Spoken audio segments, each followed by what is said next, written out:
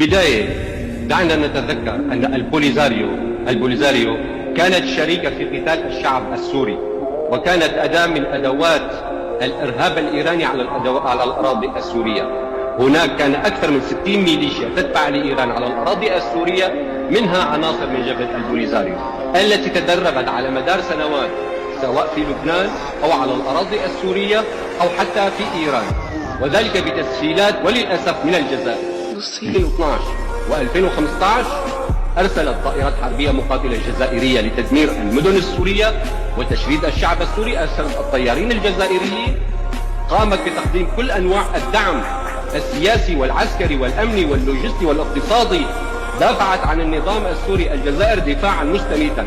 ومن أدوات الدعم الجزائري كانت جبهة البوليزاريو التي أصبحت ليست فقط مدعومة من الجزائر، بل أصبحت أداة من الأدوات الإيرانية التي تقاتل الشعب السوري.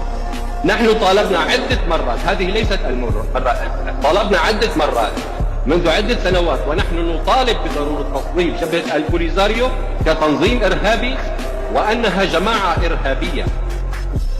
منذ عدة أيام قامت هذه الجماعة الإرهابية باستهداف الأراضي المغربية بالقرب من مدينة السمارة.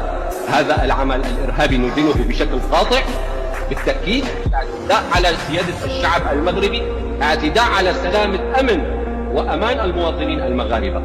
نحن ندافع عن سيادة المغرب على أراضيه لأننا ندافع عن سيادة الأراضي السورية، وبالتالي هناك ضرورة وطنية وأخلاقية لضرورة تصنيف هذا التنظيم، هذه الميليشيا الإرهابية، أسوة بتصنيف سائر المنظمات الإرهابية التي كانت تابعة لإيران في سوريا. لذلك نحن نطالب وبالتزامن، ونحن نشيد بالخطوة الأمريكية في الكونغرس الأمريكي الآن من أجل تصنيف جبهة البوليزاريو كتنظيم إرهابي. نحن نطالب القيادة السورية وندعوها لاستصدار لائحة سورية رسمية بالتنظيمات الإرهابية المحظورة على الأراضي السورية، وعلى رأسها حزب الله والحرس الثوري الإيراني وتنظيم البوليزاريو وسائر الميليشيات الإرهابية التابعة لإيران التي قاتلت على الأراضي السورية.